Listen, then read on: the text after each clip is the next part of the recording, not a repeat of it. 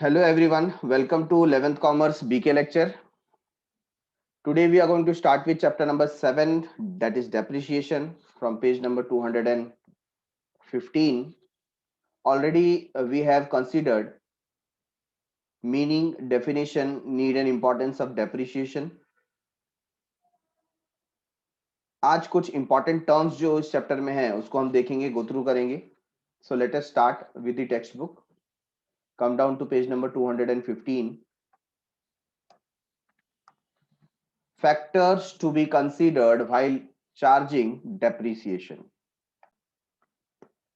So what are the factors we must consider while charging depreciation? Depreciation हमें पता है it's a loss, non-cash expense for the organization.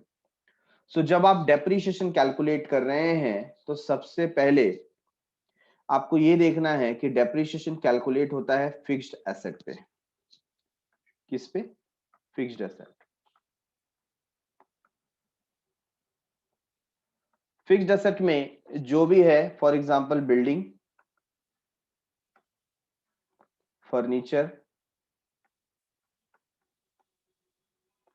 plant, machinery या कोई भी fixed asset, सभी पे डेप्रिसिएशन चार्ज होता है एक्सेप्ट लैंड. हमने बात की थी लास्ट लेक्चर में, जमीन या लैंड एक ऐसा एसेट है जिसका value day by day increase ही होता है, डिक्रीज होता नहीं है. तो ये एक एक्सेप्शनल केस है डेप्रिसिएशन के मामले में. So rest of the assets will be having depreciation every year.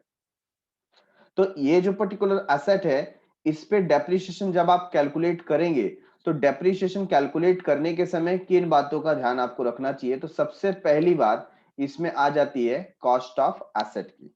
किसकी आ जाएगी? कॉस्ट ऑफ एसेट की. वो जो एसेट है उसका कॉस्ट क्या है. दूसरी चीज आप डिटरमाइन करेंगे estimated economic life of asset, मतलब जब तक आप एसेट को यूज कर सकते हो ऐसा उसका पीरियड कितना है. आप 5 इयर्स यूज कर सकते हैं, 10 इयर्स तक यूज कर सकते हैं, 20 इयर्स तक यूज कर सकते हैं. कब तक यूज कर सकते हैं, कब तक उसका लाइफ है. एक दिन ऐसा आएगा जब वो मशीन यूज करने लायक बचेगी नहीं. तो ये पूरा जो उसका लाइफ स्पैन है ये हमें पता होना चाहिए. और इसमें लिख दिया है एस्टिमेटेड, क्योंकि आप कोई भी चीज श्योरिटी से नहीं बोल सकते. मशीन है ना, 2 साल में भी खराब हो सकती है, 20 साल भी चल सकती है, बट ऑन एन एवरेज कितना चल सकती है वो आपको एस्टिमेट करना है. Number 3, terminal value. जब आप असेट को टर्मिनेट करेंगे तो लास्ट में उसका स्क्रैप वैल्यू निकाला जाता है. क्या निकाला जाता है? Scrap value. स्क्रैप वैल्यू मतलब फॉर एग्जांपल मोटर व्हीकल है और आपने उसको 10 इयर्स 20 इयर्स यूज किया, उसके बाद अब मोटर व्हीकल चलाने की स्थिति में नहीं है तो आप उसको सेल करोगे तो उसका स्क्रैप, जो स्टील यूज हुआ है, जो मेटल यूज हुआ है, उसका कुछ तो हमें रिटर्न मिलेगा, से अबाउट 5,000 या 10,000 रुपीज. उसको हम क्या बोलेंगे? Scrap value. ठीक है. तो ये चीजें हमें कंसीडर करनी होती हैं. तो जब हम बात करते हैं कॉस्ट की, किसकी बात करते हैं? कॉस्ट की. फॉर एग्जांपल मैंने यहां पर एक पीसी परचेस किया, पर्सनल कंप्यूटर. ठीक है, I have purchased a personal computer PC worth rupees 30,000. और ये जो 30,000 का पीसी है ये मैंने परचेस किया सपोज लेमिंगटन रोड से, और वहां से मेरे घर तक मुझे टैक्सी करके आना पड़ा, और जिसका एक्सपेंडिचर मैंने पे किया 700 रुपीज. ठीक है. तो ये जो 700 रुपीज है ये टैक्सी फेयर का है. तो मेरे लिए मेरा टोटल खर्चा कितना हो गया? 30,700. अब मुझे बताइए कि मेरा ये जो पीसी है मैं 30,000 का कंसीडर करूंगा या 30,700 का कंसीडर करूंगा. तो बहुत सारे स्टूडेंट्स ने करेक्ट आंसर दिया. मैं एक और क्वेश्चन पूछता हूं. चलो ये पीसी में घर लेकर के आया, मेरा एक फ्रेंड है, ठीक है, वन ऑफ माय फ्रेंड, जिसको जिसने ये पीसी देखा और इसको पीसी ये बहुत पसंद आया. उसका नाम है मिस्टर राजू. ठीक है. और ये बोलता है वो पीसी जो आप लेकर के आओ ना मुझे दे दो.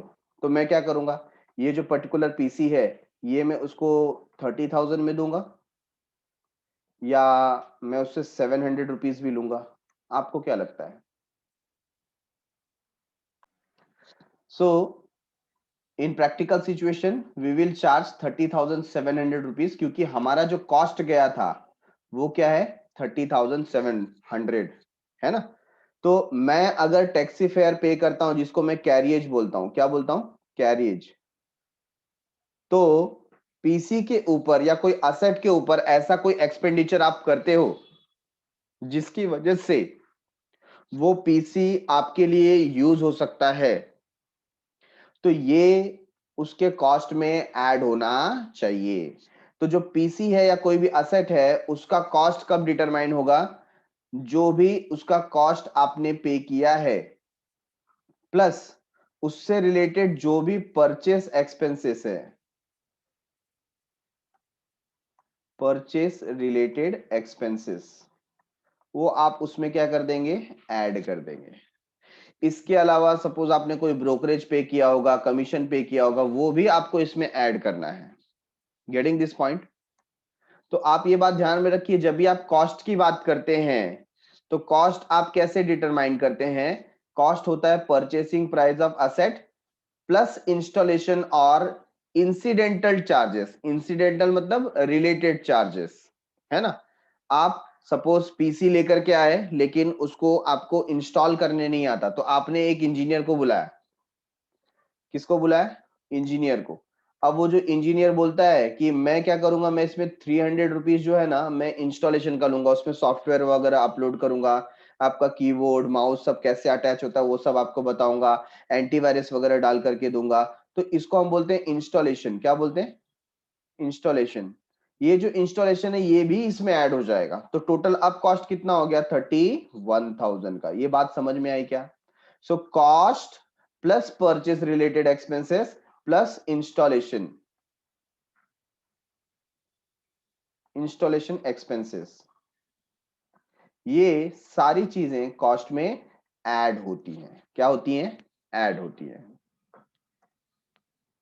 ये बात समझ में आई? तो कॉस्ट कैसे कंसीडर करना है आपको, जो भी असेट का कॉस्ट है उससे रिलेटेड जो भी आपने परचेसेस के समय एक्सपेंडिचर इंकर किया हो उस असेट पे, और उसको जब आप लेकर के आए तो आप उसे इंस्टॉल करते हो, इंस्टॉल करने का जो भी खर्चा रहेगा ये टोटल मिला करके आपका कॉस्ट ऑफ असेट होगा। क्या होगा, कॉस्ट ऑफ असेट।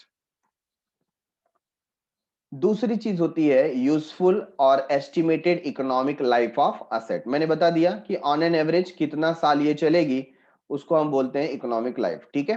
तीसरा है एस्टिमेटेड टर्मिनल और स्क्रैप वैल्यू।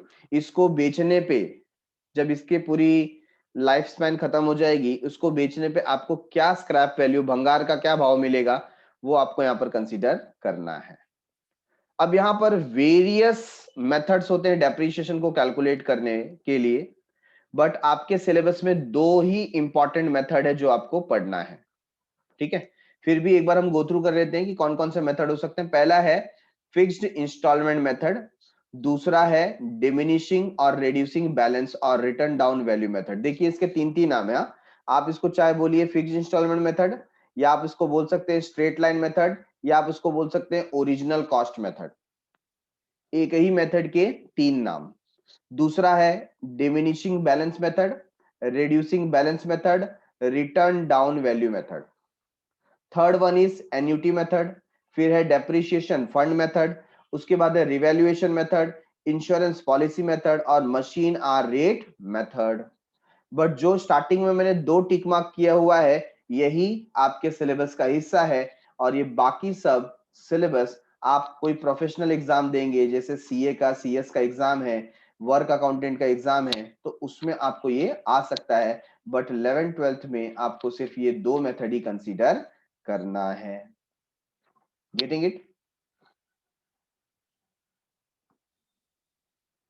तो देखिए अगर आपको डेप्रीशिएशन का रेट नहीं दिया है, क्या नहीं दिया है, rate of depreciation, rate of depreciation, कि डेप्रीशिएशन का रेट क्या है, कितने रेट पे निकालना है, तो उसके लिए फिर आपको ये फॉर्मूला यूज करना है, original cost minus scrap value divide by estimated life of asset. क्या होता है डेप्रीशिएशन? डेप्रीशिएशन होता है कि हर साल मशीनरी को यूज करने की वजह से उसमें कितना रिडक्शन हुआ है, उसमें कितना रिडक्शन हुआ है।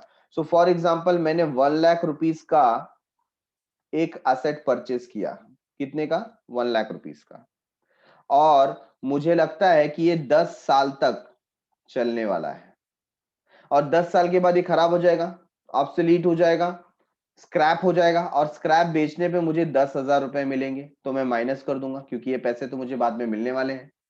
सो 1,00,000 माइनस 10,000 डिवाइड बाय 10, तो ये हो जाएगा 90,000 डिवाइड बाय 10 ईयर्स, तो आता है 9,000 पर एनम। हर साल का 9,000 रुपए का डेप्रीशिएशन होगा। ये बात समझ में आई? तो मुझे करना क्या है? एवरी ईयर मैं यहां पर पहले कॉस्ट लिखूंगा। समझिए, ये मैंने परचेस कर लिया ईयर 2012 में। कितने का परचेस किया? 1,00,000। अब मेरे जो बुक्स ऑफ अकाउंट्स में मैं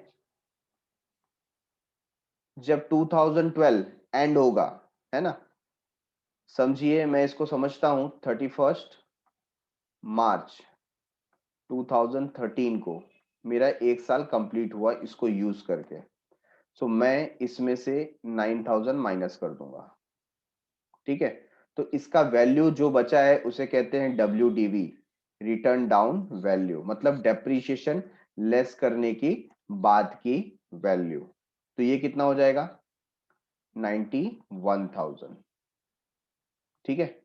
नेक्स्ट ईयर फिर से मैं क्या करूंगा? Less depreciation. कब? 31 मार्च 2014। कितना माइनस करेंगे? 9,000, ठीक है। तो ये लेस करने के बाद कितना हो जाएगा? 82,000, बराबर है। और ऐसा एवरी ईयर नेक्स्ट 10 ईयर्स तक मैं क्या करूंगा?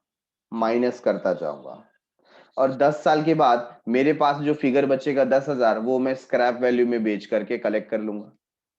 ये बात समझ में आई? तो हर साल ये जो 9,000 का मुझे नुकसान हो रहा है, ये 9,000 का नुकसान मैं डेप्रीशिएशन अकाउंट में लिखूंगा और फिर उसे ट्रांसफर करूंगा प्रॉफिट एंड लॉस अकाउंट में। कहां ट्रांसफर करूंगा? प्रॉफिट एंड लॉस अकाउंट में। ये मेरा हर साल का प्रोसीजर होगा। पहले आप चार्ज करेंगे डेप्रीशिएशन, फिर आप उसको ट्रांसफर करेंगे प्रॉफिट एंड लॉस अकाउंट में। Got it?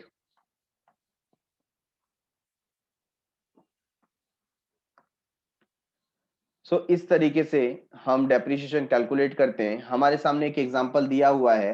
A machine costing ₹15,000 is purchased and installation charges 3,000 is paid. तो हम क्या करेंगे? 15 प्लस 3,000, 18,000 हो गया, ठीक है। तो ये 18,000 हमने लिख दिया। Estimated life of asset is 10 years. Estimated life 10 साल है, तो हमने डिनोमिनेटर में 10 लिख दिया। Scrap value is estimated to be 2,000। Scrap value, भंगार में बेचकर हमें 2,000 मिलेगा, तो हमने लेस कर दिया, ठीक है। तो आंसर क्या आया? 16,000 divide by 10, that is 1,600 per annum. मतलब हर साल हमें 1,600 रुपए का लॉस हो रहा है, जो कि हम प्रॉफिट एंड लॉस अकाउंट में ट्रांसफर करेंगे। ये बात समझ में आ रही है? तो ये जो पर्टिकुलर फॉर्मूला है ये हमें याद रखना है। फॉर्मूला क्या है? Cost of asset minus scrap value divide by number of year और एस्टिमेटेड लाइफ ऑफ असेट, ठीक है।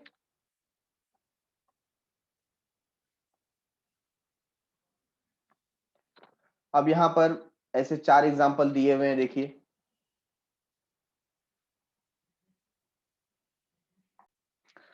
So example number 1, what they have said, the original cost of asset is 80,000. 80,000 उसका क्या है? कॉस्ट है।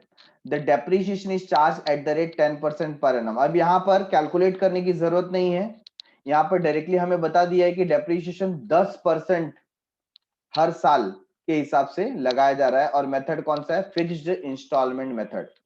कौन सा है? Fixed instalment method. Then the amount of depreciation will be computed as follows. तो कैसे कंप्यूट करेंगे डेप्रीशिएशन? यहां पर देखिए, कॉस्ट जो है वो है 80,000, और यहां पर मेथड, कौन सा मेथड यूज कर रहे हैं? मेथड है फिक्स्ड इंस्टॉलमेंट मेथड, या आप बोल सकते हैं ओरिजिनल कॉस्ट मेथड। क्या बोल सकते हैं? ओरिजिनल कॉस्ट मेथड, ठीक है। और रेट ऑफ डेप्रिसिएशन जो दिया हुआ है हमें, वो कितना दिया है? 10%, ठीक है, 10%। यस, एक और नाम है स्ट्रेट लाइन मेथड, ये भी इसका नाम है।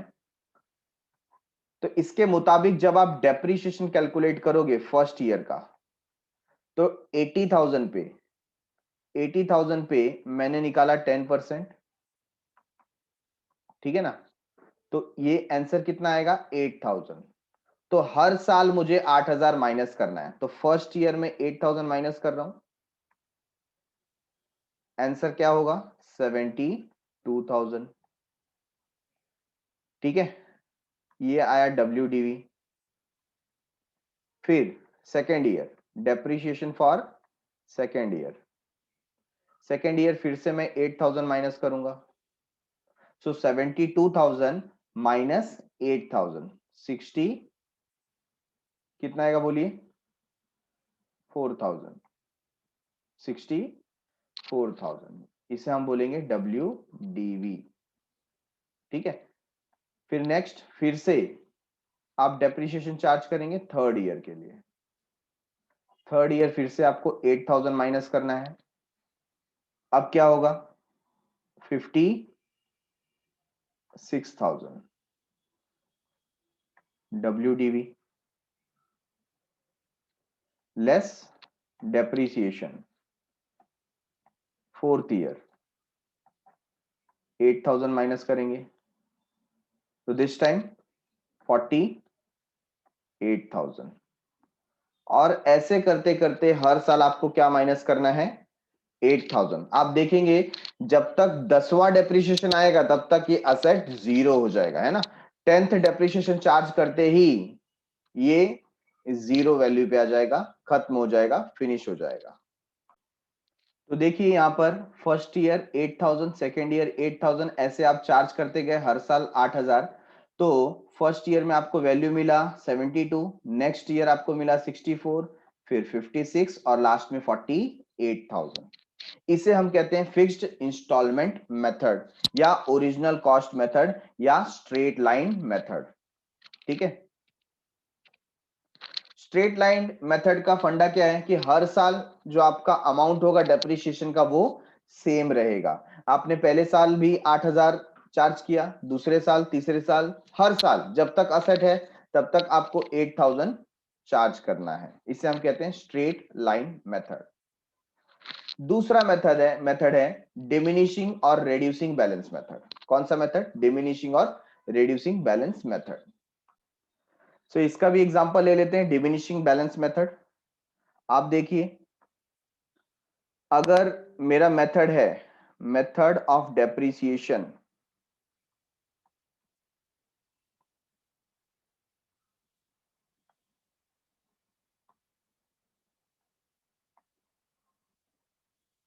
क्या है मेथड ऑफ डेप्रिसिएशन?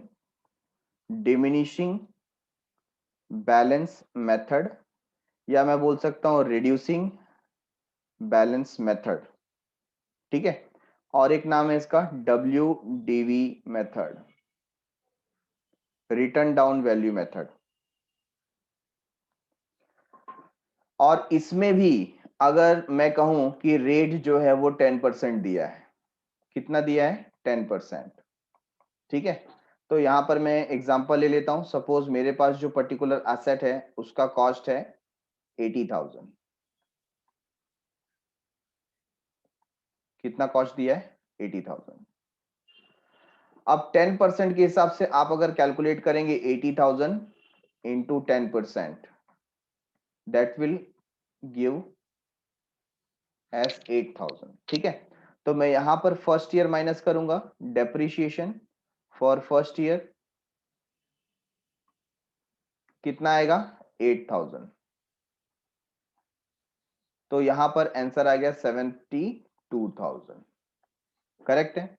अच्छा, अब ये मेथड कौन सा है? ये मेथड है WDV, इसको हम बोलते हैं रिटर्न डाउन वैल्यू। ठीक है ना।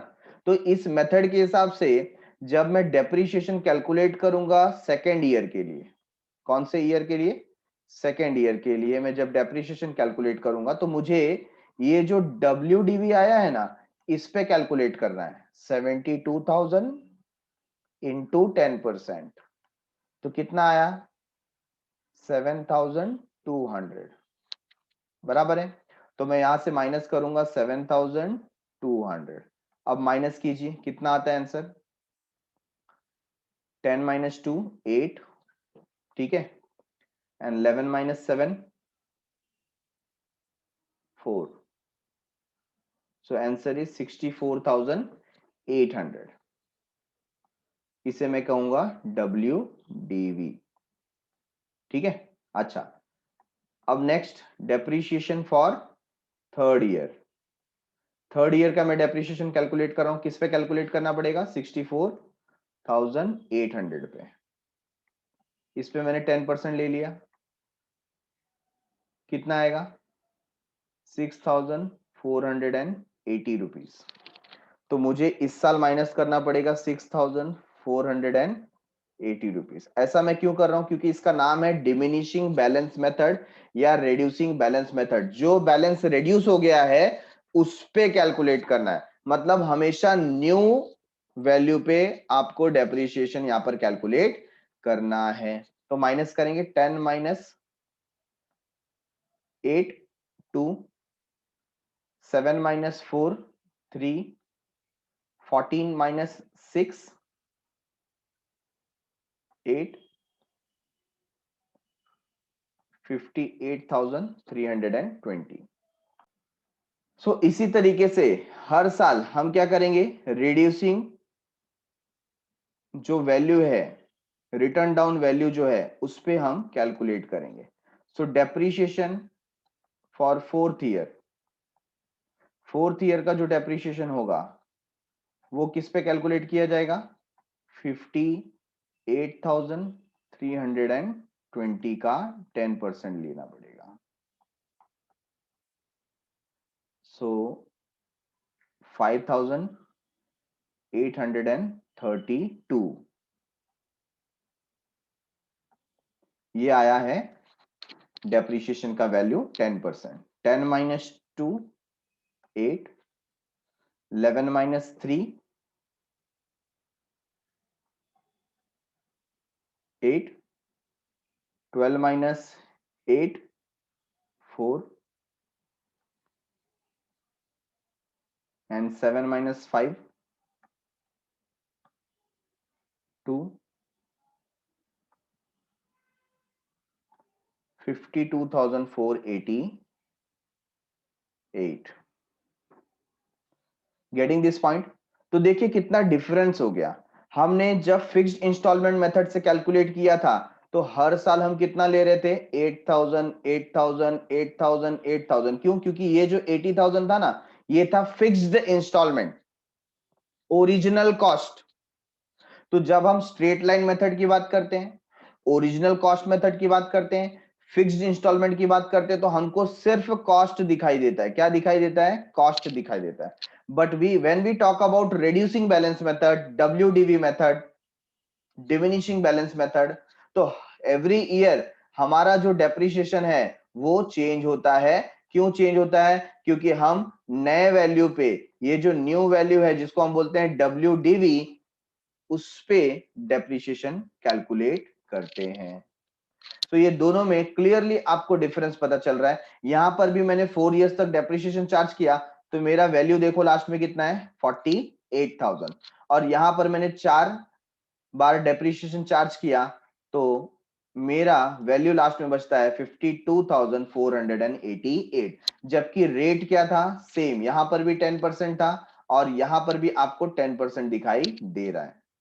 तो जब आप देख रहे हैं कि आप WDV मेथड यूज कर रहे हैं, आपका असेट का वैल्यू ज्यादा होता है as compare to fixed instalment method. यहां पर आपका असेट का वैल्यू कम है as compare to WDV method.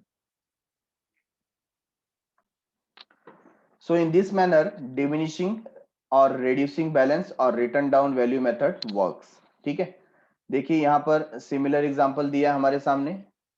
First year हमने 80,000 पे कितना कैलकुलेट किया, 10%। ठीक है, नेक्स्ट हमने क्या किया, नेक्स्ट ईयर 72,000 पे 10% कैलकुलेट किया, फिर 64,000 पे 10% कैलकुलेट किया, और लास्ट में 58,320 पे 10% कैलकुलेट किया।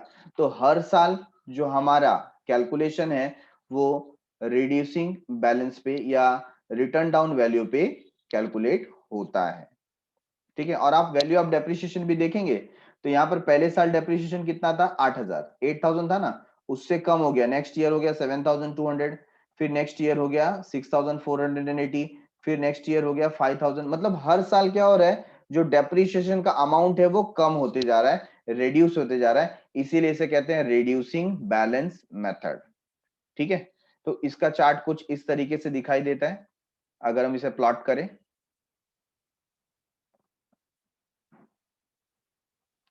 आइए क्लियर कट डिस्टिंग्विश देख लेते हैं कि दोनों में फर्क क्या है।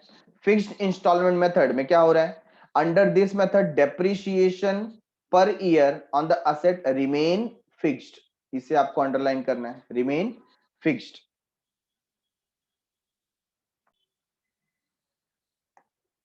सो फिक्स्ड इंस्टॉलमेंट मेथड में ये क्या होता है, फिक्स होता है। क्या फिक्स होता है, depreciation per annum is fixed. यहां पर क्या होगा, depreciation per annum is on reducing, goes on reducing, goes on reducing। Next, charge किस पे चार्ज किया जाता है, it is always charge on original cost, original cost of the asset, and this will be always charge on reduced balance, reduced balance. ठीक है, amount, amount of depreciation remain same each year, remain same each year. जबकि return down value method में क्या होता है, goes on decreasing, हर साल reduce होते जाता है, कम होते जाता है। वैल्यू ऑफ फिक्स्ड एसेट, तो वैल्यू ऑफ फिक्स्ड एसेट क्या होता है, ये जीरो पे आ सकता है, कहां आ सकता है, जीरो, बट यहां पर कभी भी वो जीरो पे आएगा नहीं, ये अभी अभी हमने डिस्कस किया। प्रॉफिट, अब हम देखते हैं कि जब दोनों मेथड को हमने कंपेयर किया है ना, हर साल यहाँ पर 8,000 8,000 का डेप्रिसिएशन आ रहा है, जबकि यहाँ पर लॉस हमारा देखो कम होते जा रहा है। नेक्स्ट ईयर में 7,200, फिर थर्ड ईयर में 6,480, फोर्थ ईयर में 5,832। तो ये जो लॉस कम होते जा रहा है, एक्सपेंस कम होते जा रहा है, इसकी वजह से प्रॉफिट क्या होगा, बढ़ेगा। तो कंक्लूजन क्या निकलता है कि जो डिमिनिशिंग बैलेंस मेथड है उसके अंदर प्रॉफिट ज्यादा होता है as compare to fixed instalment method, है ना। तो प्रॉफिट का क्या बात कर रहे हैं यहाँ पर, profits are more during the earlier year, starting year में प्रॉफिट ज्यादा होता है, बट धीरे धीरे क्या होता है, कम होने लगता है। ठीक है ना, of the life of the asset then later years, मतलब आगे आने वाले ईयर से पहले साल में प्रॉफिट ज्यादा होता है। जबकि यहाँ पर क्या होता है, profit are less during the earlier year then the later year, starting में प्रॉफिट कम होता है बट लास्ट लास्ट में जाते जाते प्रॉफिट इंक्रीज होने लगता है। ठीक है, रिकॉग्निशन बाय टैक्स लॉ, किसको रिकॉग्निशन मिला है इसमें, जो WDV मेथड है टैक्स लॉ भी उसको ही सपोर्ट करता है। मतलब जो हमारा इनकम टैक्स का एक्ट है वो बोलता है कि जब भी आप टैक्सेशन के लिए कैलकुलेशन करोगे तो आपको कौन सा डेप्रिसिएशन यूज करना है, आपको रिड्यूसिंग बैलेंस मेथड यूज करना है। ऐसा क्यों, उससे ज्यादा प्रॉफिट निकलेगा और ज्यादा प्रॉफिट निकलेगा तो ज्यादा टैक्स देना पड़ेगा। जबकि जो फिक्स्ड इंस्टॉलमेंट मेथड है वो रिकॉग्नाइज नहीं है, मतलब टैक्स डिपार्टमेंट वाले ये वाला टैक्स मेथड यूज करते नहीं है। क्यों, क्योंकि इससे प्रॉफिट कम हो जाता है। ठीक है, suitability, the method is suitable where repair charges are less and obsolescence is not frequent, जहां पे रिपेयरिंग चार्जेस क्या होता है, बहुत कम होता है और मशीनरी जल्दी खराब नहीं होती, तो उसके लिए ये मेथड ठीक है। बट जहां पर रिपेयरिंग ज्यादा होता है और मशीनरी जल्दी खराब हो जाती है, ऑब्सोलीट हो जाती है, तो ऐसे केस में WDV मेथड ज्यादा यूज होता है। डेप्रिसिएशन कर्व हमने देख लिया, यहां पर स्ट्रेट लाइन का कर्व मिलता है हमें और यहां पर स्लोप मिलता है टूवर्ड्स डाउन, है ना, slope downward from left to right. तो ये कुछ डिस्टिंग्विश है जो हमने फिक्स्ड इंस्टॉलमेंट मेथड और WDV मेथड में देखा। Now moving towards accounting treatment related to purchase of asset and depreciation charge. जब आप असेट परचेस करते हो और हर साल आपको डेप्रिसिएशन चार्ज करना पड़ता है, तो आप उसे कैसे ट्रीट करेंगे?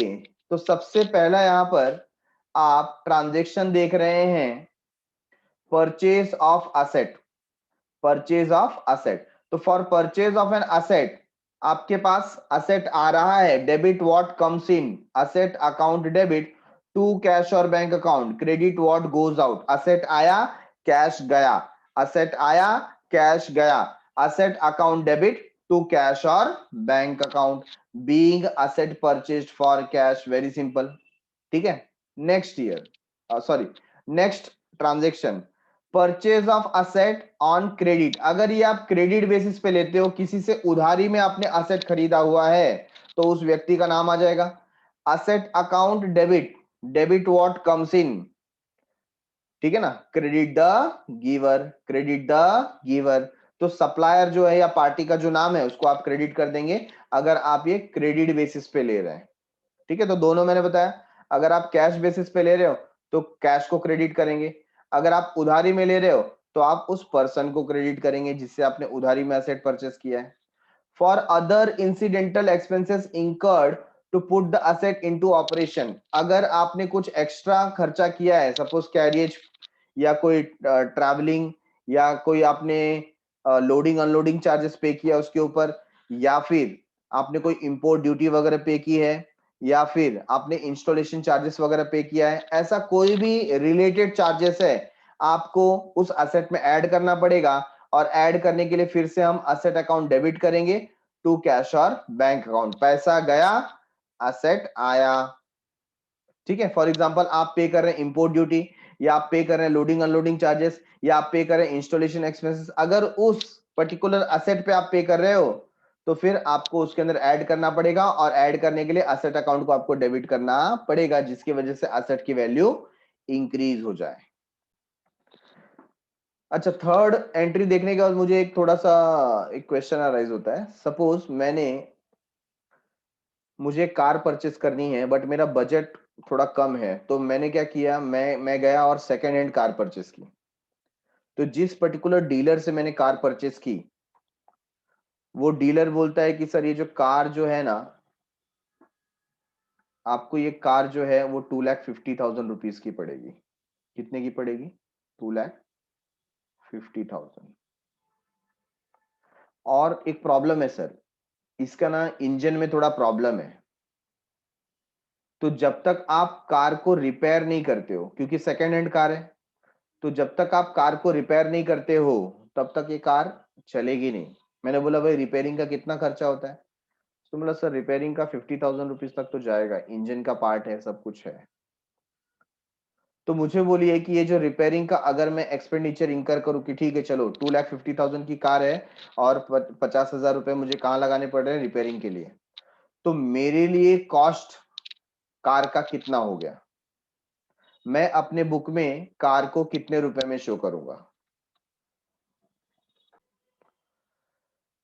क्योंकि अगर मैं सिर्फ कार परचेस करता हूं और ये रिपेयरिंग अगर मैं एक्सपेंडिचर इंकर नहीं करता हूं, तो क्या मैं कार चला पाऊंगा?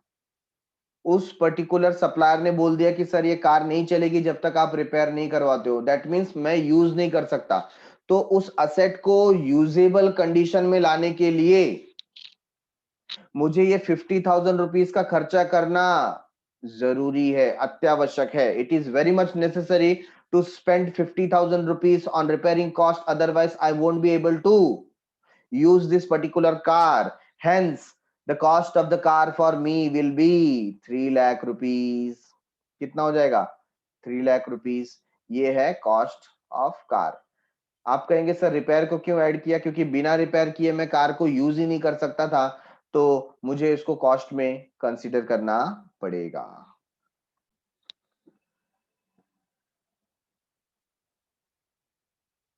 फॉर चार्जिंग डेप्रिसिएशन, अब देखिए हमने फर्स्ट 3 एंट्री असेट के परचेस से रिलेटेड पास की.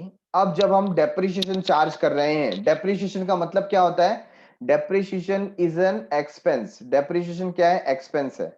और एक्सपेंस है तो डेप्रिसिएशन कहां जाएगा? डेप्रिसिएशन जाएगा नॉमिनल अकाउंट में. Depreciation is a nominal account. और नॉमिनल अकाउंट का रूल क्या कहता है? नॉमिनल अकाउंट का रूल बोलता है debit all expenses and losses, credit all income and gains. Yes और नो? तो इसकी वजह से हमें डेप्रिसिएशन को क्या करना पड़ेगा? डेबिट करना पड़ेगा. जब भी आप डेप्रिसिएशन चार्ज करोगे मित्रों, डेप्रिसिएशन चार्ज करोगे तो डेबिट में डालना पड़ेगा. अगर आपने उसे क्रेडिट कर दिया तो बहुत बड़ी गलती कर दी मित्रों. और चूंकि आपका जो असेट है उसका पहले वैल्यू 80,000 था, 8,000 कम होने के बाद असेट का वैल्यू भी कम हो गया. तो असेट का वैल्यू अगर आपको कम करना है तो असेट को आपको क्रेडिट करना पड़ेगा. कितने से क्रेडिट कर देंगे? 8,000 से, या जो भी पर्टिकुलर डेप्रिसिएशन का अमाउंट है उससे कम कर देंगे. मित्रों ये बात ध्यान में रहे कि जब भी असेट डिक्रीज होता है उसे क्रेडिट करना होता है, जब भी असेट इंक्रीज होता है उसे डेबिट करना होता है.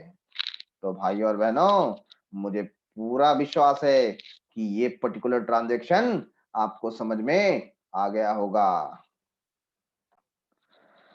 सो फिफ्थ ट्रांजैक्शन है balance of depreciation account is transfer to profit and loss account. क्या होता है प्रॉफिट एंड लॉस अकाउंट? तो सबसे पहले बात मैं आपको बैलेंस बताता हूं डेप्रिसिएशन में क्या होता है. फॉर एग्जांपल मैं यहां पर एक डेप्रिसिएशन अकाउंट बनाता हूं,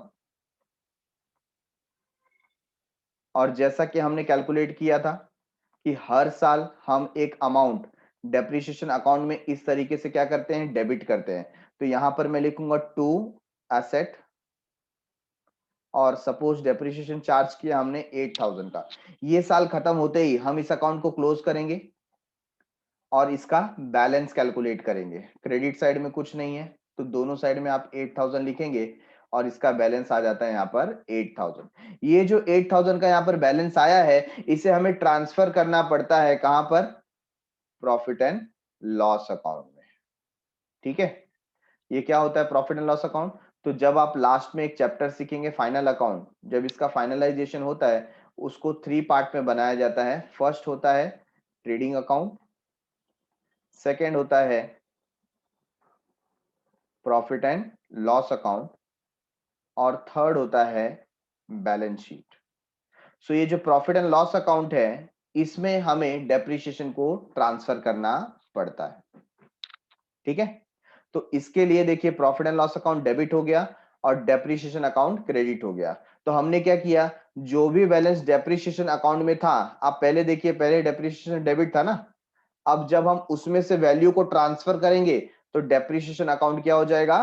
क्रेडिट हो जाएगा. तो इस तरीके से डेप्रिसिएशन अकाउंट यहां पर क्रेडिट हुआ और प्रॉफिट एंड लॉस अकाउंट क्या हुआ? डेबिट हुआ. ठीक है, तो जो भी बैलेंस हमारा डेप्रिसिएशन अकाउंट में लास्ट में बचेगा आपको याद रखना है उसे कहां ट्रांसफर करेंगे? उसे ट्रांसफर करेंगे प्रॉफिट एंड लॉस अकाउंट में.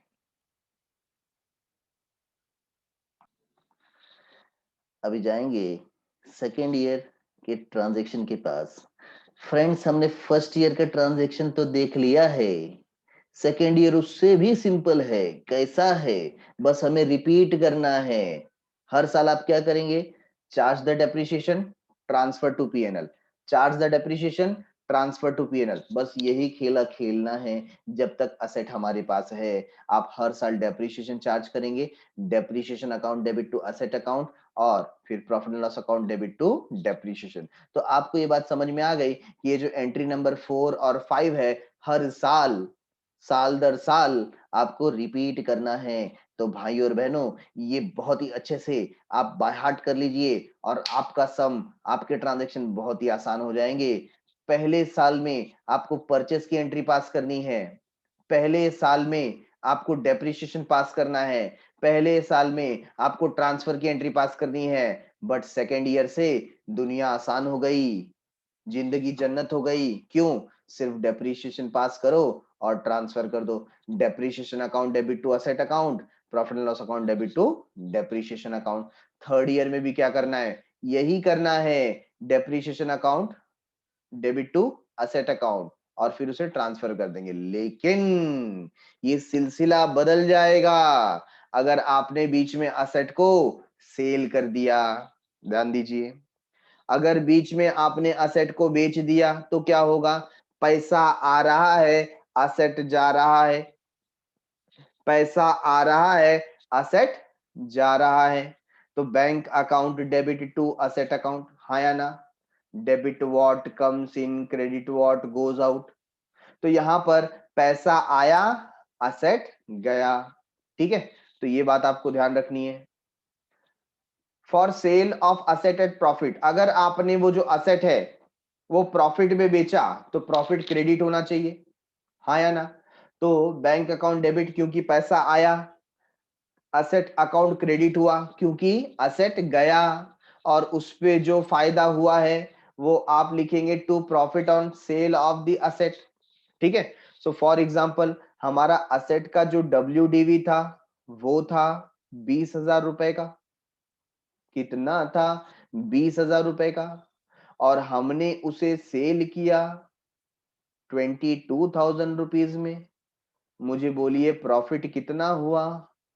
प्रॉफिट हुआ 2,000 का। अब क्या करें? पैसा कितना मिला? 22,000। असेट कितने का गया? 20,000। और प्रॉफिट कितने का हुआ? 2,000। तो कुछ इस तरीके से आपको sale of asset at profit ऐसी ही एंट्री करनी है। अगर आप लॉस में बेच रहे हैं, कैसे बेच रहे हैं? लॉस में। ट्रांसफरिंग प्रॉफिट, सॉरी, लॉस में नहीं है, ये नेक्स्ट ट्रांजेक्शन है कि ये जो प्रॉफिट हुआ है, ये जो प्रॉफिट हुआ है इसको भी हमें ट्रांसफर करना पड़ेगा प्रॉफिट एंड लॉस अकाउंट में। तो जैसा कि यहाँ पर क्रेडिट है, हम इसे डेबिट में शिफ्ट कर देंगे। क्यों? क्योंकि हम ट्रांसफर कर रहे हैं, हम प्रॉफिट एंड लॉस अकाउंट में डाल दें, तो ये डेबिट में हो गया और profit and loss account credit हो गया। ठीक है, अभी इसी का रिवर्स, अगर लॉस पे काम कर रहे हो आप, किस पे काम कर रहे हो? लॉस पे। तो भाई और बहनों, लॉस हुआ है तो आपको डेबिट करना पड़ेगा। ध्यान रखिए, जितना पैसा मिला, मैं यहाँ पर फिर से एग्जांपल ले लेता हूँ। सपोज हमारे पास WDV जो असेट का है वो 20,000 है और आपने उसे सेल किया है 18,000 में और आपको लॉस हो गया 2,000 का। तो बैंक से पैसे कितने मिले? बैंक से मिले 18,000। असेट कितने का गया? 20,000। तो जो नहीं मिला वो आपका क्या है? लॉस है। लिखेंगे loss on sale of asset. और जिस तरीके से ये डेबिट हुआ है इसे हम ट्रांसफर कर देंगे कहां पर? प्रॉफिट एंड लॉस अकाउंट में। तो डेबिट हुआ है तो इसे क्रेडिट करना पड़ेगा ट्रांसफर के दौरान और profit and loss account debit हो जाएगा।